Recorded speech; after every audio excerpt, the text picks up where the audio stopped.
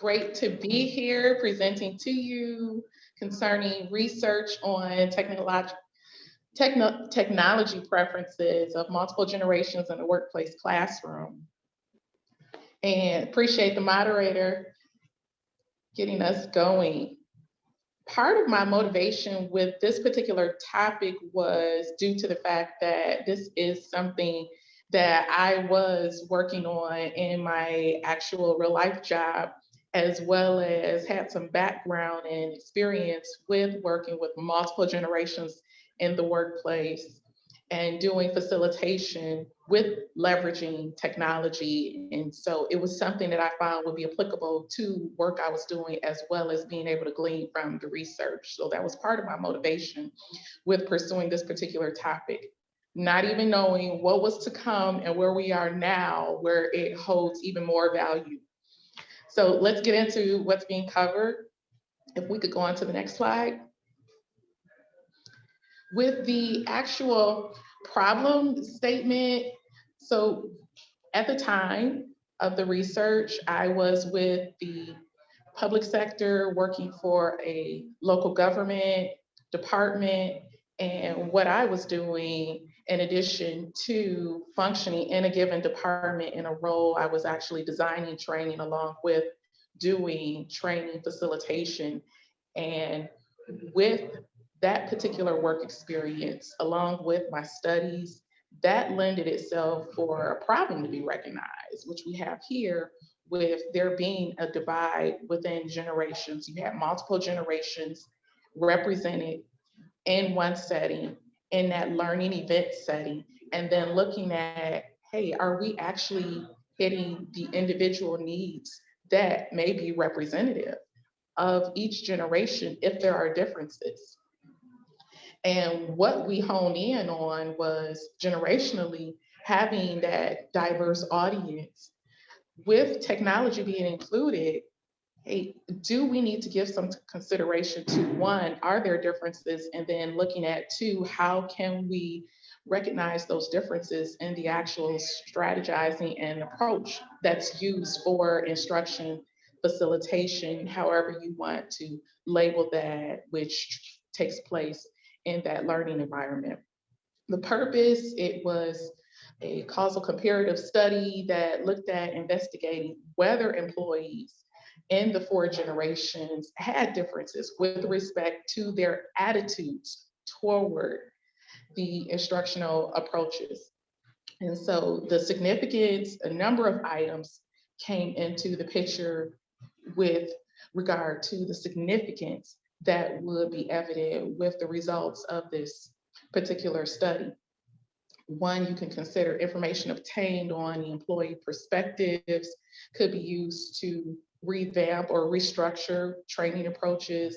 Another thought was that with employee feedback, you will be able to highlight ideas for what types of technology implementation are effective and which are ineffective, and then how to respond to that and look at what's going to be more impactful for learning. Because of course, when you talk about learning and the intention of, hey, we are looking at something that can assist with changing behavior, something that is being done to build knowledge, something that is being done to impact performance. A lot of those and a few other things surround what's intended with a learning event, what's intended with workplace learning.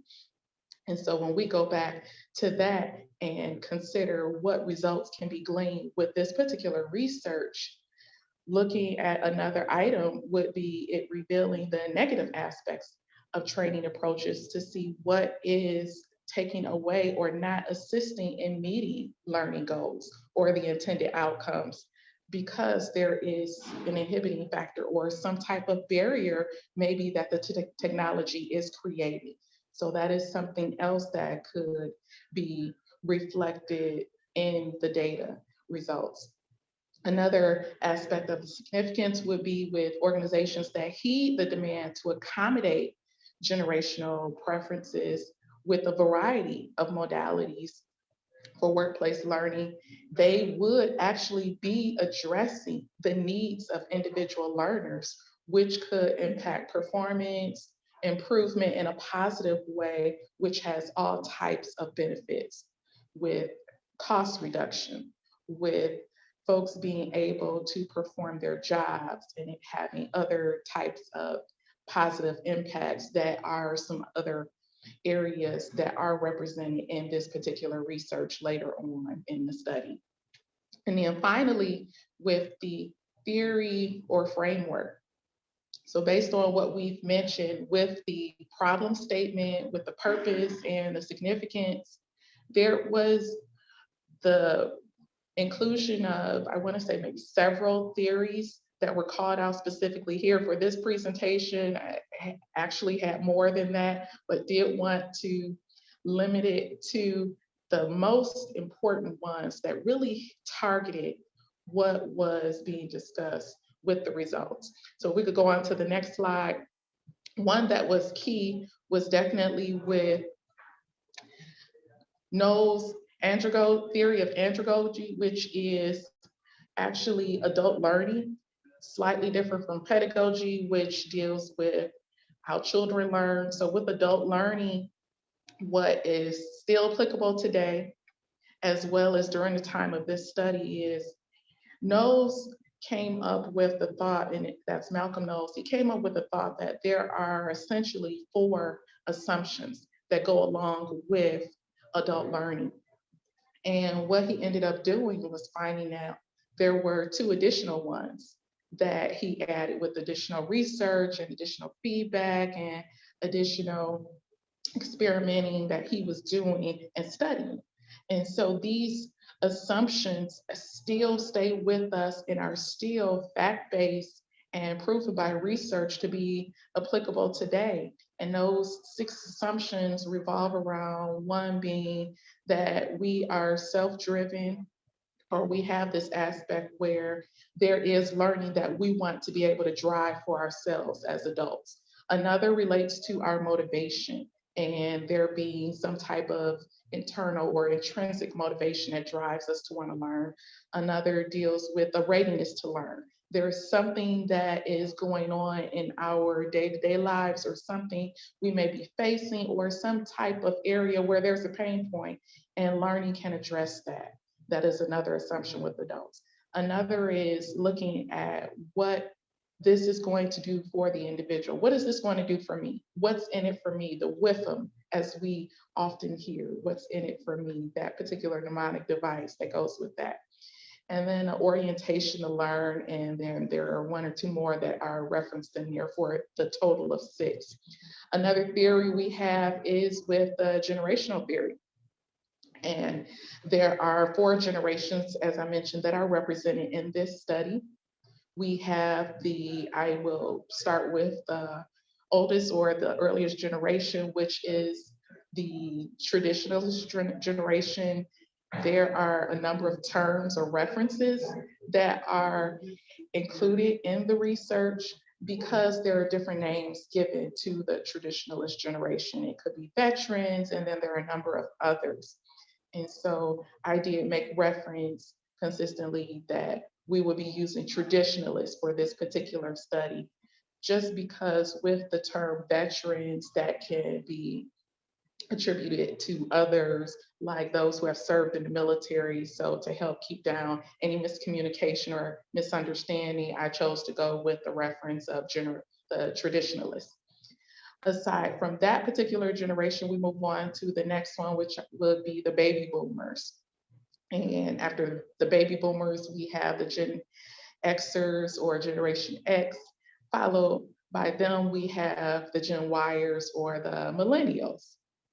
And at the time, those were the ones that were really emphasized and really represented within my workplace where we were having this study applied.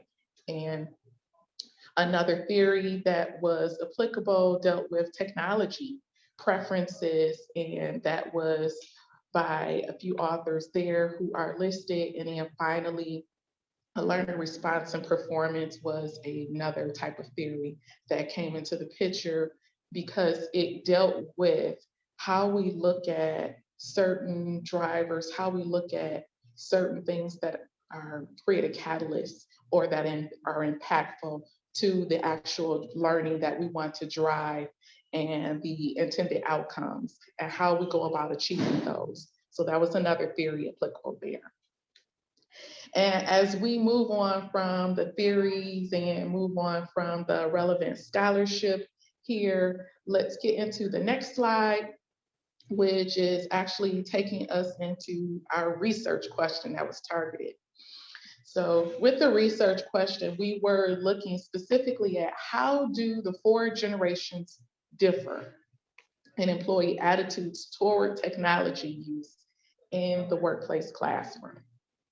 And then with the procedures to go about solving for that problem or answering that particular question, one initial step taken was looking at what type of measurement tool could be leveraged. And with regard to that, there were some decisions in the course of making that selection, and I ended up making the decision to go with the MTUAS tool, which represents the media and technology usage and attitude scale.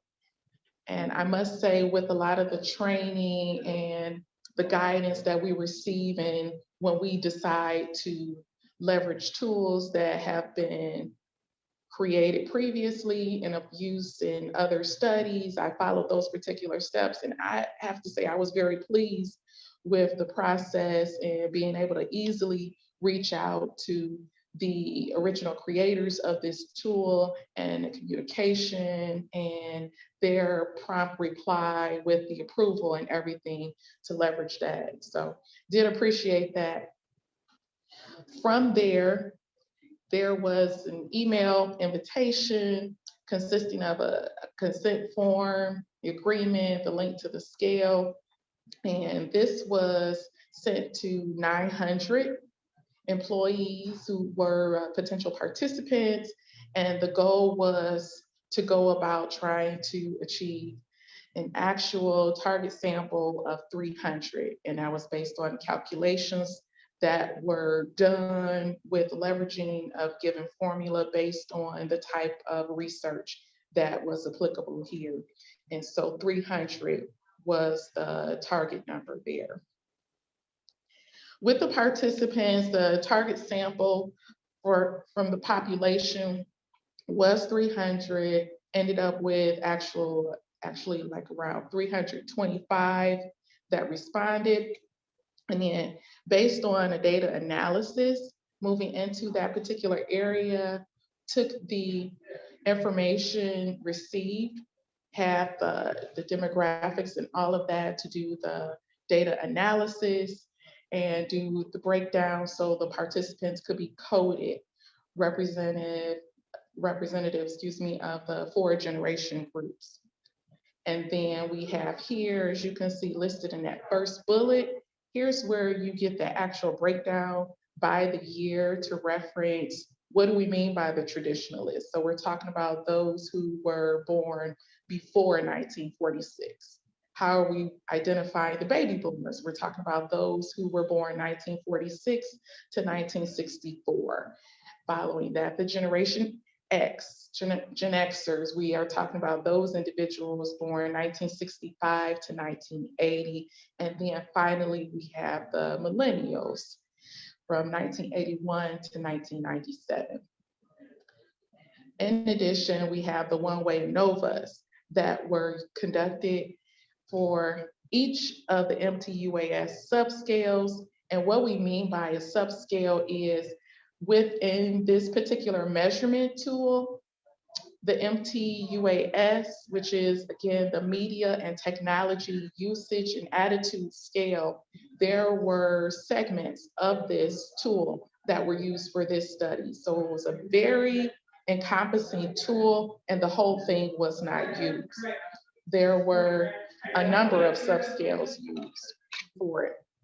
And so one thing that was applied within a data analysis. In addition to the one-way ANOVAs, we also did the Tukey's HSD test, and that was done to determine the differences between means for some of those results that we obtained. Let's go ahead and move to the next slide, take a look at the findings. Here is where we have more information that gets into specifics with the results on those subscales.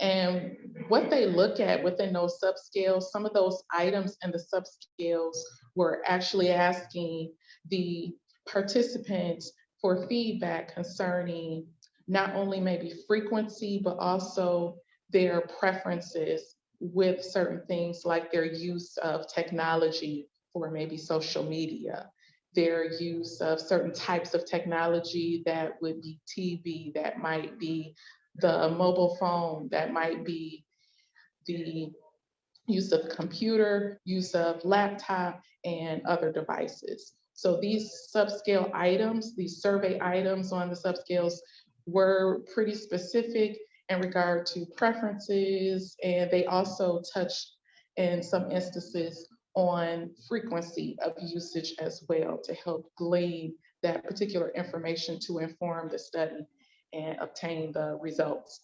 And so they factored into what was going to assist in determining positive attitudes versus the preference for maybe switching. Some items reference how their preference was, how their attitude might be towards if they had to move from one particular piece of technology to another piece of technology. And then what may cause them hesitancy, what may cause them to draw back a bit and lead to impression of some type of anxiety. And then finally, anything that was depicted as negative. And so with the results, the subscale items were able to be categorized into these areas based on the setup that was already within the original tool. And then we were able to take this information and go from there into how the results would map out to be able to have these findings reflect what could be gleaned from the attitudes based on what was in each particular category. We can go on to the next slide. So for those results with the data and the analysis of it, how did that information get interpreted? We looked at the results and it led to rejection of the null hypothesis. The ANOVA results for the positive attitudes toward technology subscale indicated a significant difference. Generational differences in the preferences did warrant the use of customized instructional approaches instead of one size fits all as the solution. You know, we'll just do one thing and it just has to work for every generation. So that definitely was not the case. So the findings did indicate there were differences that were evident. And then part of the more specific interpretation was that older generations view technology as helpful, but not as a means of accomplishing more or making life less complicated. And that was something that was instrumental in providing more insight later on in the study. Some of the limitations, so definitely want to give some attention to that. One was that survey feedback was not reflective of actual evaluation and analysis of instructional methods using technology. So that is definitely one call out. Another call out is study participants needed minimal level of comfort with technology for survey completion. So they needed to have somewhat of a level of comfort with technology in order to do the survey itself. And so that could have been a limitation that, you know, would have maybe somehow had some influence. And then another is the fact that participants' attitudes partially based on use of technology by instructors with various styles.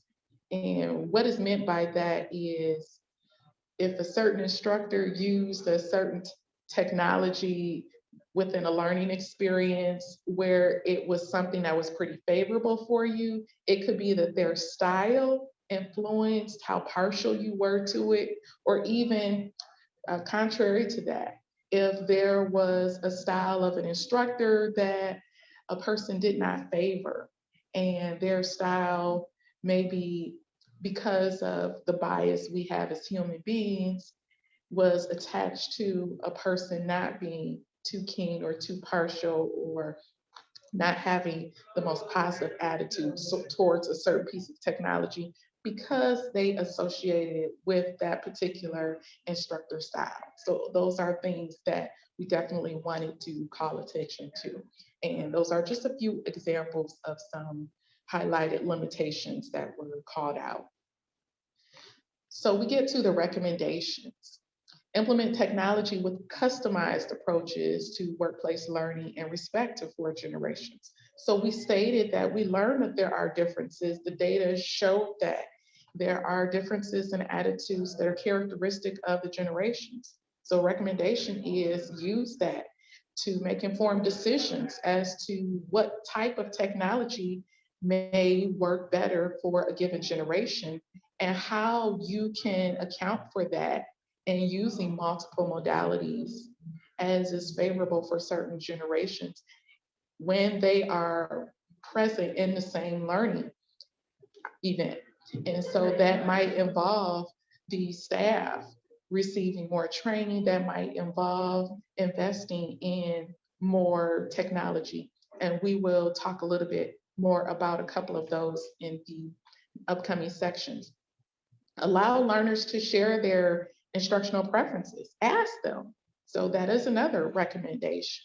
Instead of making the assumption or just going ahead with what's available, as organizations may often do, only to find out when they get to those numbers that aren't as favorable, they don't have the learning results, they don't have the high measurables that they intended and planned to be as high, as positive as they were hoping, then sometimes that's reflective of poor planning, that's reflective of, hey, we didn't take that extra step that was necessary or was crucial to achieving desired results. And asking the target population, asking the target audience, finding out what's favorable, finding out what maybe doesn't work, and understanding why.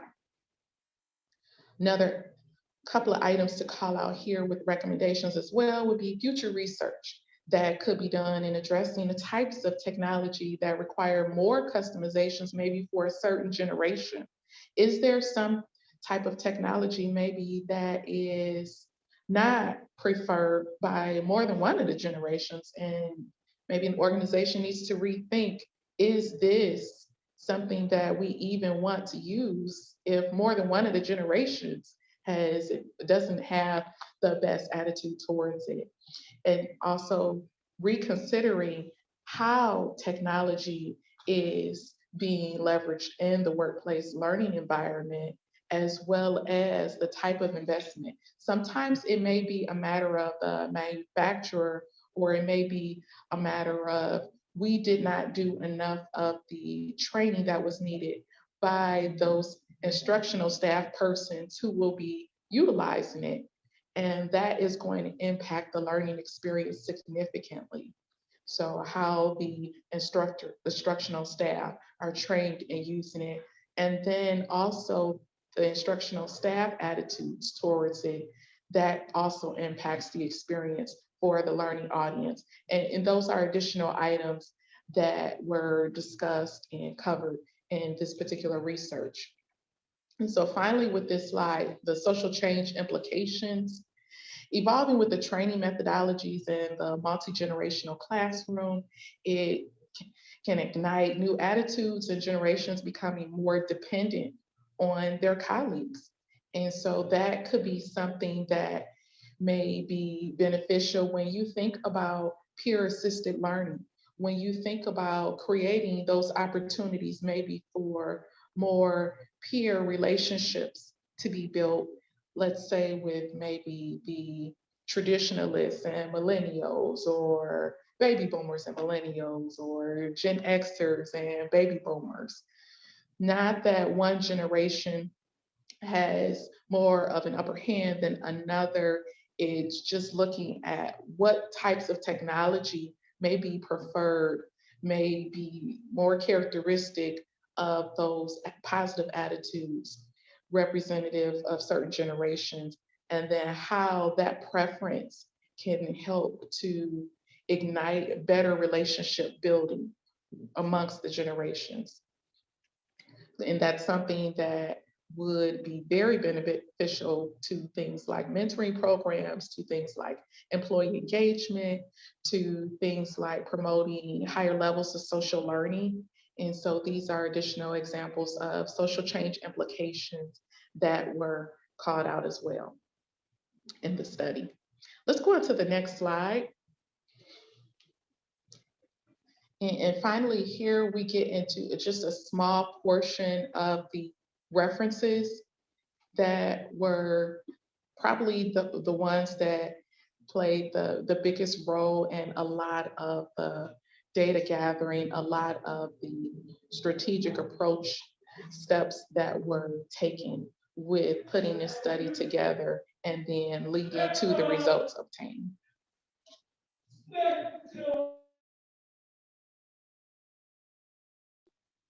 So at this time, I believe we are ready for Q&A.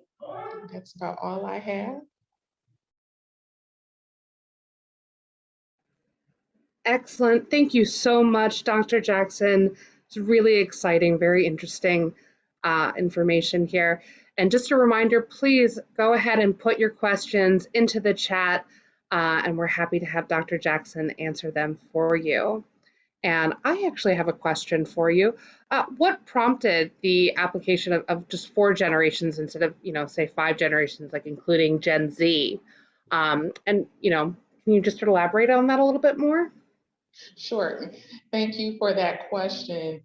I would say there were maybe 2 or 3 factors that were behind my decision to go with the 4 generations. One being that it was an observation from a few years of training I had done prior to doing this research.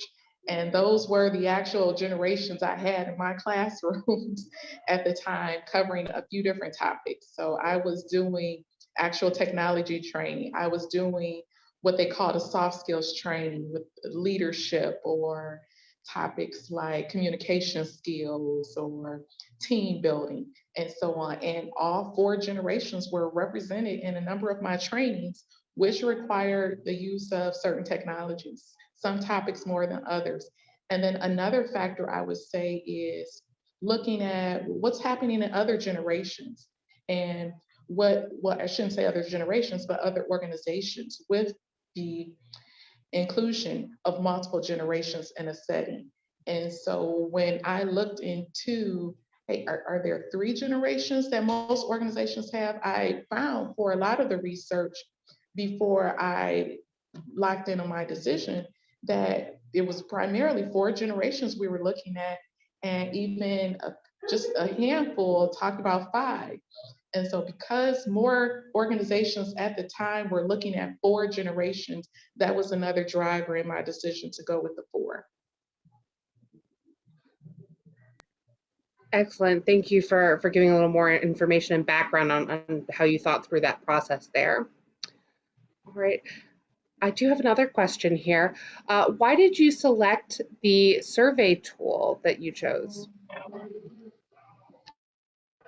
Yes, that question, I had discussion with my chair and I toggled with that a little bit. And I really thought about the value and finding one particular tool that would be applicable, that was well suited to the type of research I was doing, as well as what I was looking to accomplish with the research.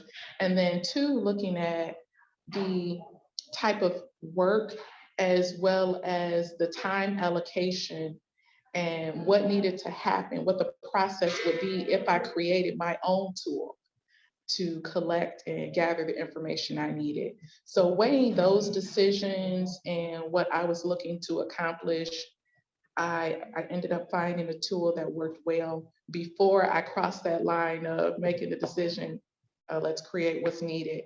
Happened to find this particular one, received favorable feedback when I requested permission from the authors, and that has me here.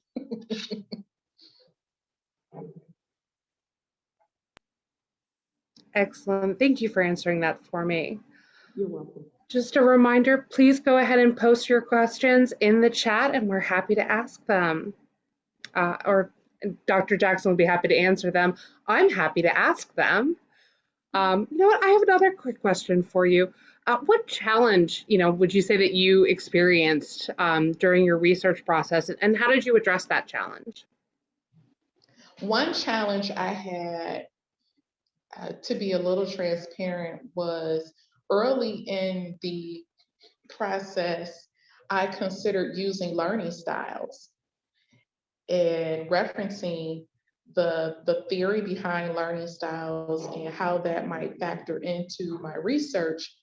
And then and I received that as a suggestion from another person in the school system, well, I should say within the college. However, in discussing it with my chair and the second committee member, actually, we found that it would be better not to include the learning styles. And so that was a slight challenge for me because I had done a good portion of work that included the learning styles. And so to have to go back and rework things a bit was a bit of a challenge. Another challenge I would say is, even though I explained the process as being fairly smooth and the steps really mapped out well with obtaining a permission for that tool, it was an extensive process to find a tool that worked. And that was part of the driver that almost set me on a journey of, I just need to create a tool that's going to work for my research. So that was another challenge there. Appreciate that question. Absolutely, and I think, that leads into my final question. What advice do you have for individuals who are just starting the research process? Sounds like you faced some challenges and had to learn how to, reevaluate and head off in a different direction. So for anyone facing that, what advice would you give them? Sure, that is a great question.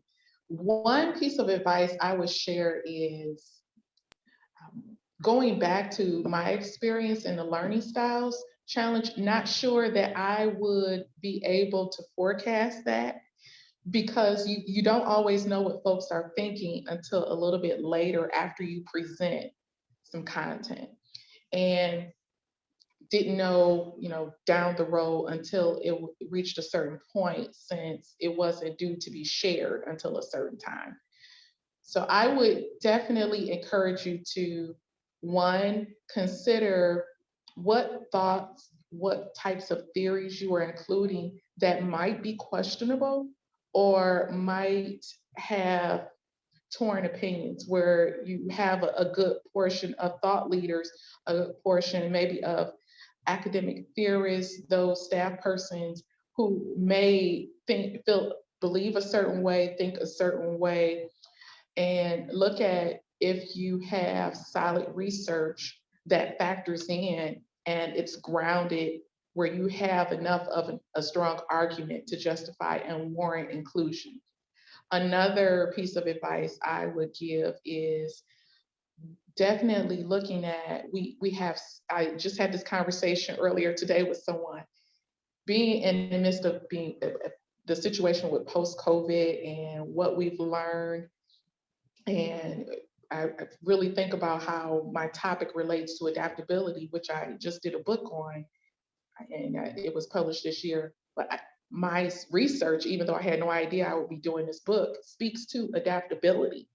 And right now, this topic is something that may have totally different results if I were to do the research again. And it's still something that's so applicable to what's happening here and now. So that would be a piece of advice. Look at what are some current pain points now, whether it be within who you are targeting, whether it be within an organization, a team, a particular community or area where a good number of folks, a high volume, a large population can benefit from those results. What are some pain points you see, but also in terms of forecasting the future, you see opportunity that these results, whatever they may be, it's still going to be something that would be of value in a few years to come. So looking at here and now, as well as being future focused with the type of study you are doing. Because the more you can see, Walden talks about all the time, the social change.